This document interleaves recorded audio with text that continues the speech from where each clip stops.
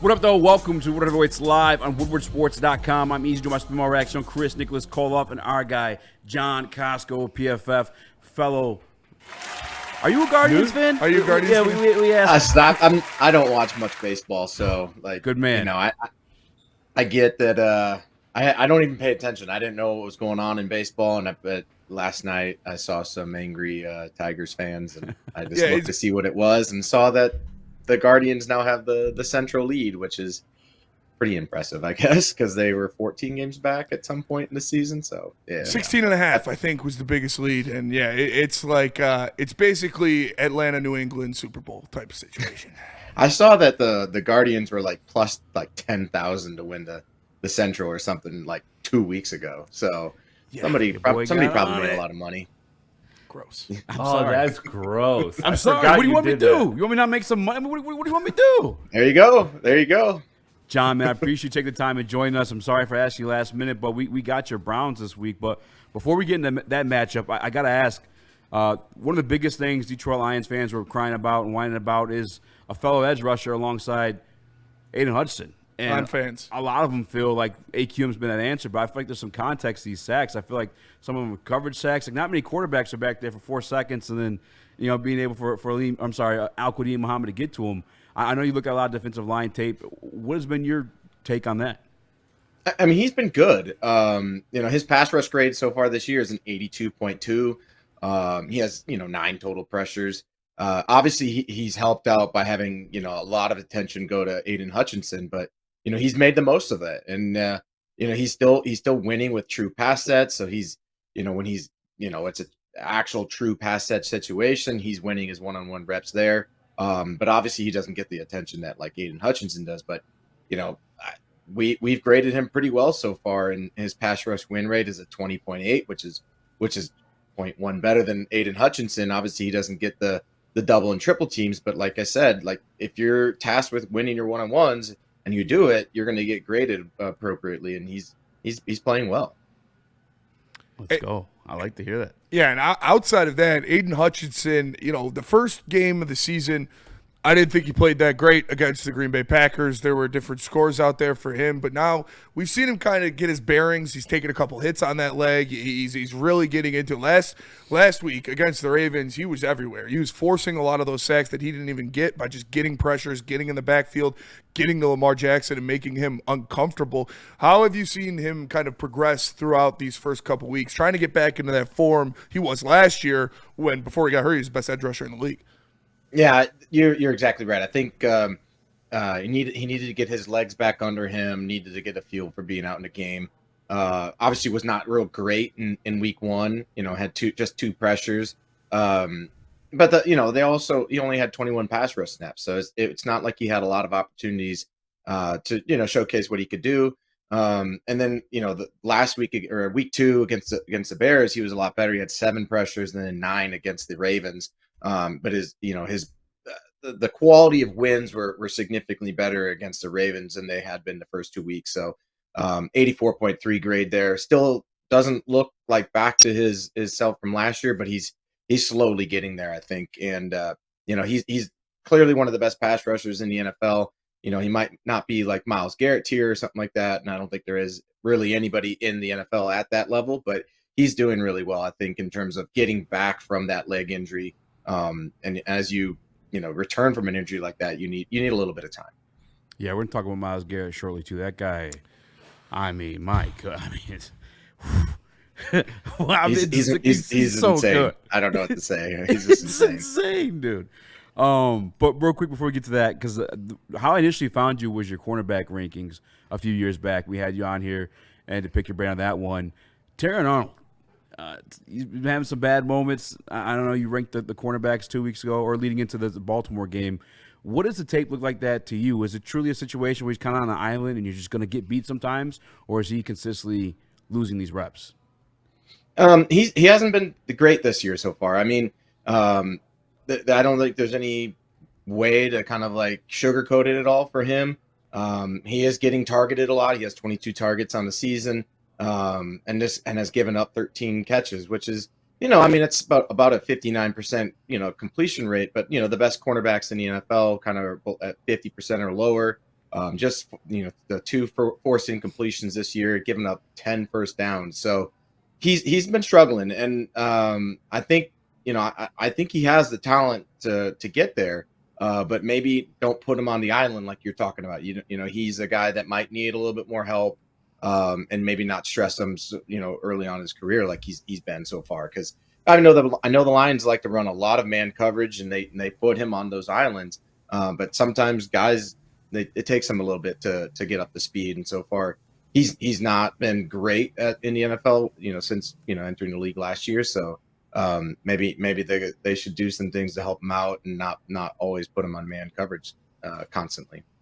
And we're going to get to the Browns, and I feel like this is a good little segue because obviously the Browns and the Lions, they're playing this week. They both played the Ravens the past 2 weeks, and both of them shut down Derrick Henry. Like the Lions, outside of that first drive, held them to 15 yards the rest of the game or something like that. The Browns held them to 22 yards or whatever it was.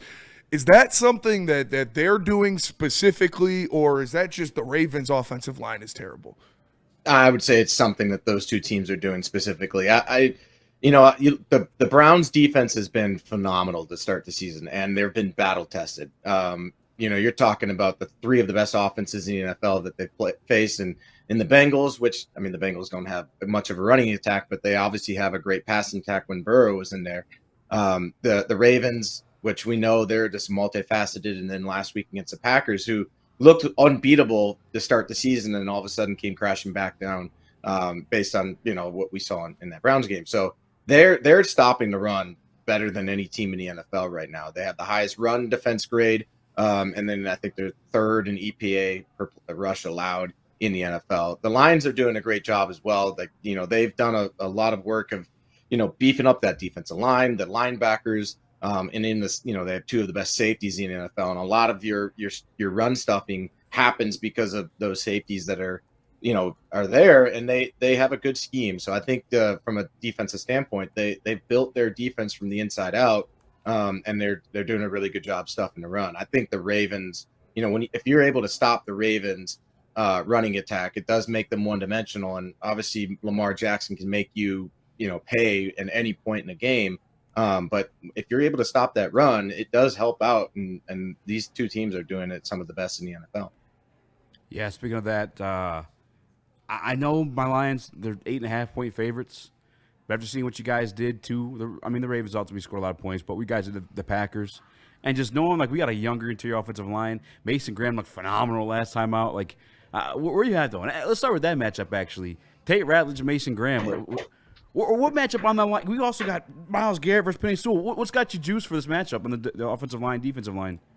Whenever you watch the Browns, you're always watching Myles Garrett. That's just inevitable.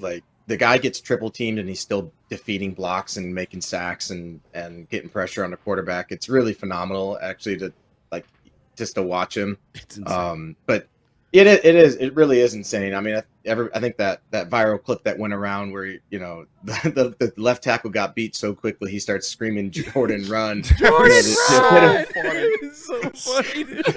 It's the epitome of the lookout block. Look out! What can you do in that type of situation? And there's how often does that happen in a game? I really don't know. But I think the more intriguing matchup might not just be Mason Graham. I think he's kind of getting the headlines because he was a first round pick. But Maliek Collins for the Browns defense has been absolutely phenomenal this year. He's the second highest graded interior defender in the NFL. His pass rush grade is a 91.5. I think that's fourth amongst all pass rushers in terms of that grade. He's the one that I think is really benefiting from teams double and triple teaming Myles Garrett. And Mason Graham is coming along in terms of, from a pass rushing standpoint, but I think there's more flashes of good play from him rather than, down to down consistency, which is what you're getting from Maliek Collins, because he's been phenomenal there. And then when they have a rotation coming in there with they have an undrafted free agent, Aiden Huntington, who's been really good for them as well. So the Browns defensive line is a huge problem for pretty much any team that they're going to face this year. And obviously we just saw Penei Sewell, who, he's obviously at right tackle. I'd be really intrigued to see that matchup with Myles Garrett versus Penei Sewell. But Penei Sewell just came off a 98.7 overall grade in this last game or something like that, like a 99.3 run blocking grade. He was just insane in terms of this game against the Ravens. So I'd love to see that matchup if how often Myles Garrett goes to the left side to face Penei Sewell. But mostly Myles Garrett is on the defensive right side. They'll move him around a lot, obviously, but mostly his majority of his rushes come from the right. So whatever the Lions, do to try to neutralize him will be an interesting matchup, obviously. And I want to get a little bit into the matchup of the minds between the Lions offense and the Browns defense. Obviously, Lions fans very familiar with Jim Schwartz and his abilities. And not only the head coach, but he's been a fantastic defensive coordinator everywhere he's been. Johnny Morton showed us some things these past two games. I know the Bears, but the play calling, the design, and the kind of what he's doing out there, that's why I'm comfortable with the Lions spread, is because he can kind of give it to you any way you want. Where if the Browns are really shutting down the run game, or if Myles Garrett is tearing off Jared Goff's head, they could switch it up and do a couple different things to kind of move the rock either way. Are you comfortable with the versatility of the Browns defense to keep up with all the different things the Lions offense can throw at you? Listen, man, I'm a Browns fan. Like I'm always, every game I go into as a Browns fan, I just expect them to give up these stupid big time plays and stuff like that. Like you look at it 2 weeks ago against the Ravens, they lost it, 41-17 or whatever that final score was. Obviously most of that was the Browns offense, just putting them in adverse situations constantly. They was a fumble 6 happened, and then they had multiple short, red zone trips or something like that. So the Browns defense was great in that game, but it was just their offense putting them into just backs against the wall constantly in that game. I think that the Lions, their offense is good enough to put up, 17, 20 points in a game against this defense, which is just going to be plenty of points against the Browns offense. I just think the Browns offense has the lowest graded offense that we have in the NFL, whereas their defense is number one. And it's kind of similar to how it was in 2023, but I think that the offensive line was significantly better for the Browns offense. But the Lions have got a lot of good creativity. They have playmakers at every single position. Their offensive line is not quite as good as it has been in the past couple of years, but if you can get a lot of pressure on Jared Goff, that's where he starts to really struggle. But they do a really good job of keeping him clean throughout a game. And I think that regardless if you're putting pressure on them, we've seen games by the Lions, and I think week 1 was kind of hey, we don't have Ben Johnson. We're trying to figure out who we are with this new offensive line and whatnot. I think that was more of a blip on the radar than kind of indicative of who they are as a team. They're going to be able to run plays and have some creativity. They can just pound it down your throat if they need to do that as well. So it's a challenge on all facets for a defense like the Browns, and I think they can crack a couple big ones and get a couple touchdowns that way, and really kind of stress this defense regardless of how good they've been in the first 3 weeks of the season. Where is your biggest insecurity, particularly in this matchup against the Detroit Lions with the Browns defense?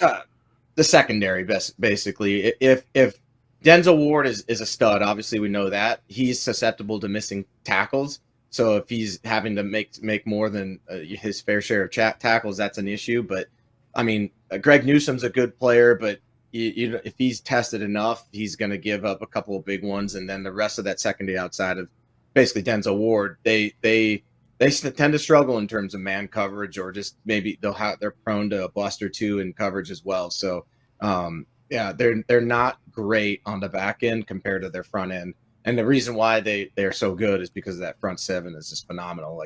Even Devin Bush and Carson Schwessinger, the rookie linebacker they had, those guys have been great this year. I think Devin Bush is I just looked at it this morning.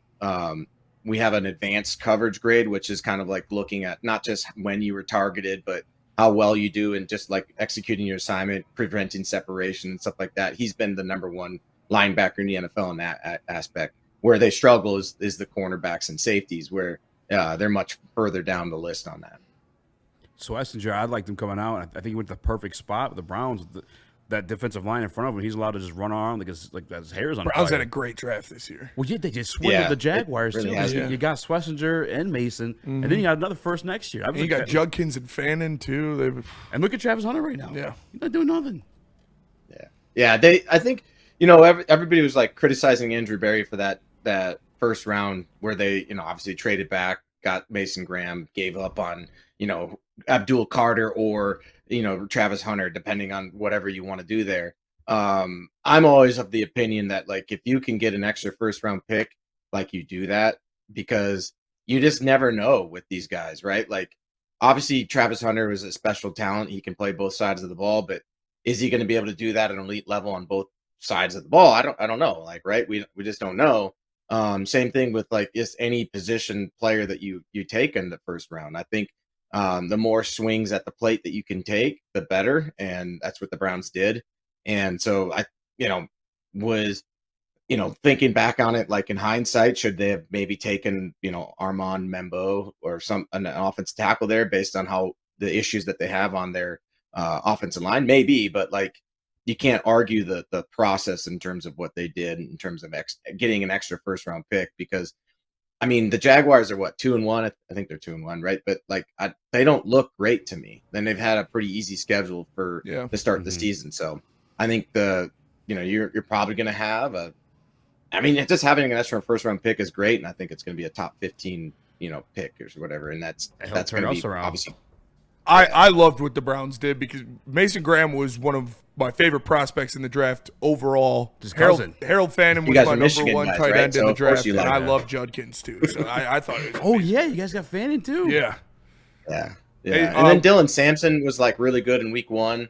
Tennessee guy, running back, and then like I was a big Shadur Sanders fan coming out of the draft. We'll see if either him or Dylan Gabriel like kind of play out, but like I think one of those guys should be playing pretty soon. Like I don't see the point in like having Joe Burrow continue to like be a statue back there.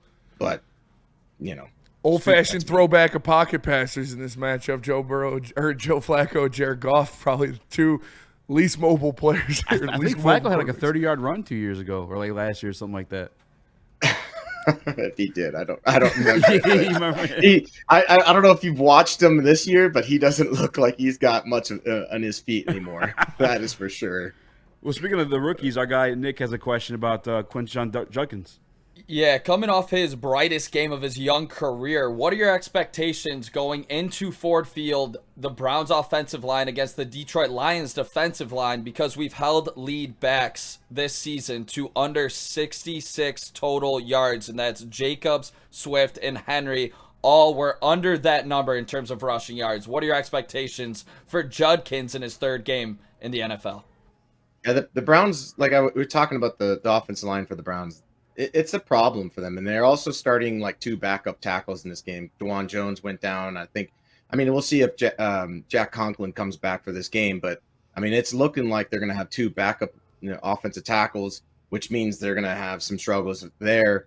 And I think the interior guys of Teller and Posick and Bitonio, they're just kind of getting older, and they're not as good as it used to be. So with the Detroit Lions defensive line, as good as they are, I think they're going to keep shutting down the rushing attack, and the Browns are going to struggle in this game in terms of offense. You saw it last week.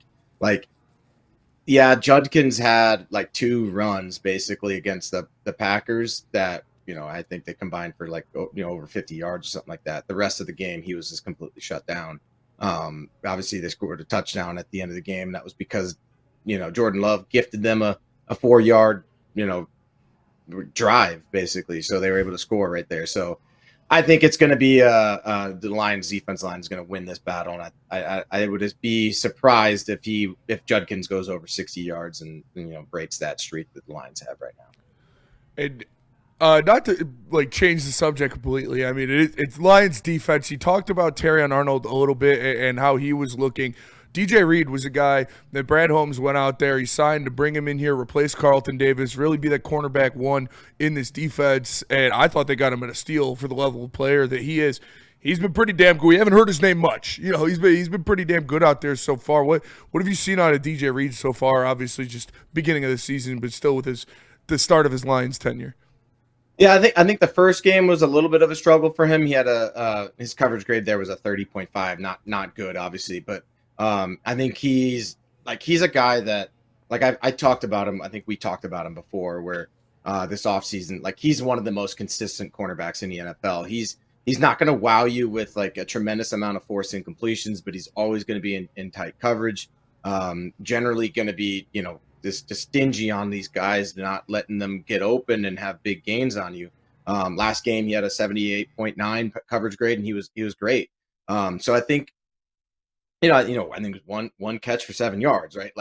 He just wasn't tested, had the one pass breakup. So I think he's doing what he always does, which is he prevents wide receivers from getting open, and when the ball does come his way, he's usually there to make a quick tackle or prevent a completion. So I think he's doing what I expected him to do, which is just be consistent and always in good positions. John, man, I appreciate your time. I saw the article heading into Baltimore. You had Meek Robinson ranked 34th. Did you get to catch that Baltimore tape yet? I have not taken a look at that one yet, but I will.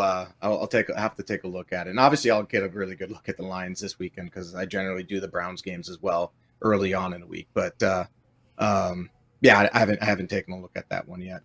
Before we let you go, man, what do you got going on? What articles you pumping out this week, and maybe a score prediction? Yeah, so every week I put out a cornerback ranking article, defensive line ranking article. And I also have the advanced coverage grades that we put out, and I don't write an article with it. We just post them. So I do have that. So those three things are always come out every Thursday of every week. So we'll get that tomorrow, and then the score. Let's see, prediction of the score. I'd say 17-10. I think the Lions are going to win at 17-10. I can see that one. Actually, I do have one question just from a Browns fan, because I like Kevin Stefanski, and obviously I think Jim Schwartz is a phenomenal defensive coordinator. Are fans still being patient with him, or were they? They kind of understand this is they got to get a quarterback or something, right? Or what's the fan right? base? It's the fan base is keeps changing. It's a roller coaster ride for the fan base, where one week they want to fire Stefanski, and then after this past week they think he's maybe he is that coach of the year that he's been twice. So I think I think Stefanski gets absolutely the most out of his talent that he can get.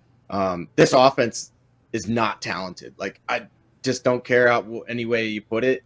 The talent on this offense is really. I think you have some really good young players and stuff like that, but with a bad offensive line and a 40-year-old quarterback, or maybe 41-year-old quarterback, whatever Joe Flacco is, it's going to be difficult to put a lot of points on the board, unfortunately.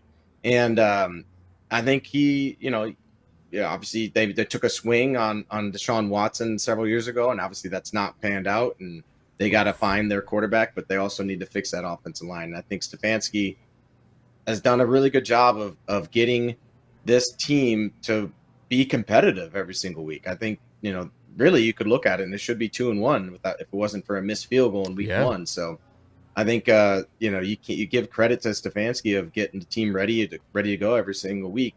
And I think he's good, but the fan base is always all over the map on him.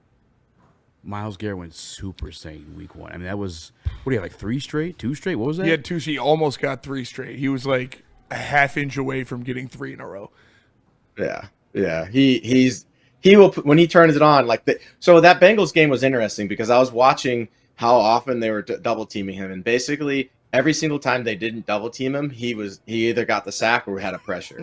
It was only 6 times or whatever that they didn't double team him, and he was still getting double teams or something like that. Or he was still getting pressures when he was getting double teamed. There was a sack he had against Jordan Love where he was double teamed and he got to Love within 2.2 seconds or something like that. Jeez. It was insane. So yeah. Actually, I got one more question. I'm sorry to be annoying about this if I'm taking too much of your time, but the Giants collected a plethora of talent on the defensive line. Are they getting a return on that? I haven't really got to watch any of the games. I did not watch the Sunday night one. I'm not watching Chiefs versus Giants. I'm sorry, brother. I got work in the morning.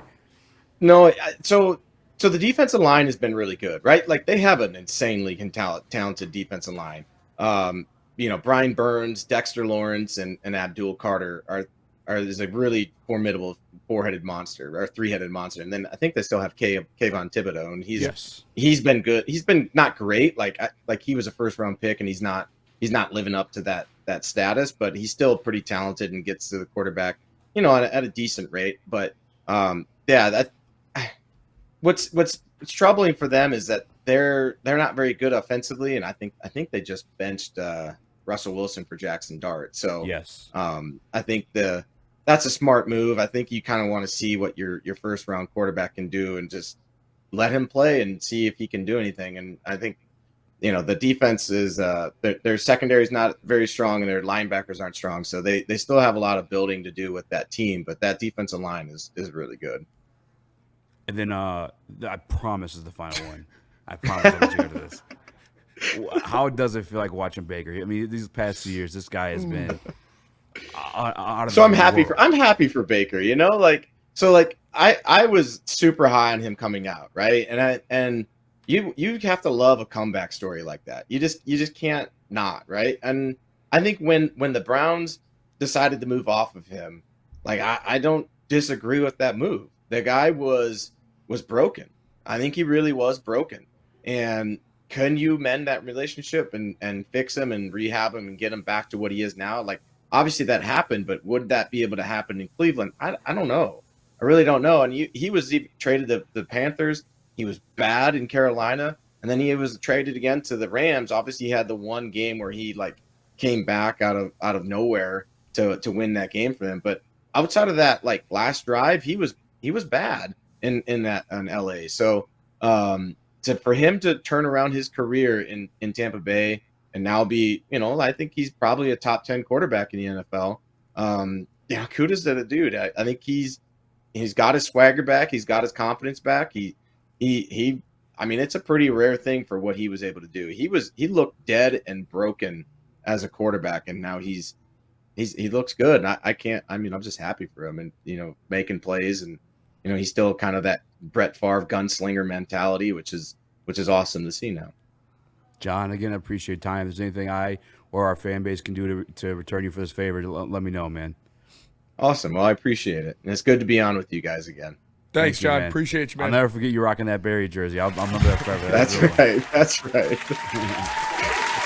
Shout out, John. Hopefully the Tigers can win tonight, and then John doesn't have to get into baseball because he won't have to worry about the Guardians. But I'm honestly glad he wasn't a Guardians fan because I didn't want to start crying.